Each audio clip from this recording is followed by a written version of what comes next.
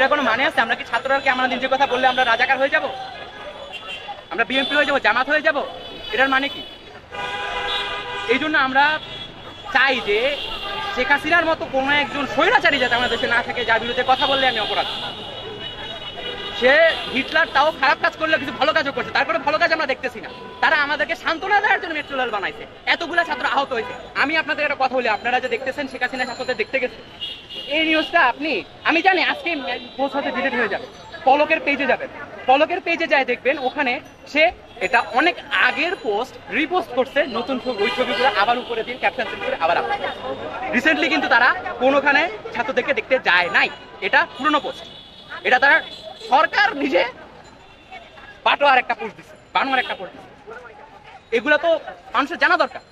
আমাকে অনেকে নক দিচ্ছে যে শেখ হাসিনা তো গেছে, পরে আমি যখন দেখাইছি তারা বলে যে আস্তাগফিরুল্লাহ, এটা কি, এটা এত নিচে নামবে? পলক, আপনাদের কোটা আন্দোলন যে দাবিগুলি ছিল সেই দাবিগুলি আপনাদের মেনে নেওয়া হয়েছে, তারপরেও কেন আপনারা? তাহলে এটা দেখুন, আবু সাইদ হত্যা মামলায় গ্রেপ্তার 16 বছর বয়সে আলফি কেন?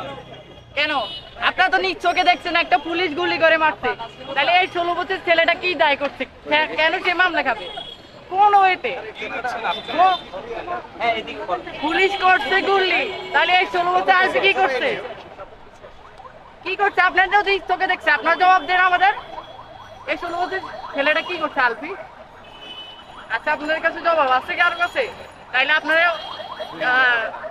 এই আন্দোলন বন্ধ হবে না, আন্দোলন চলতে থাকে।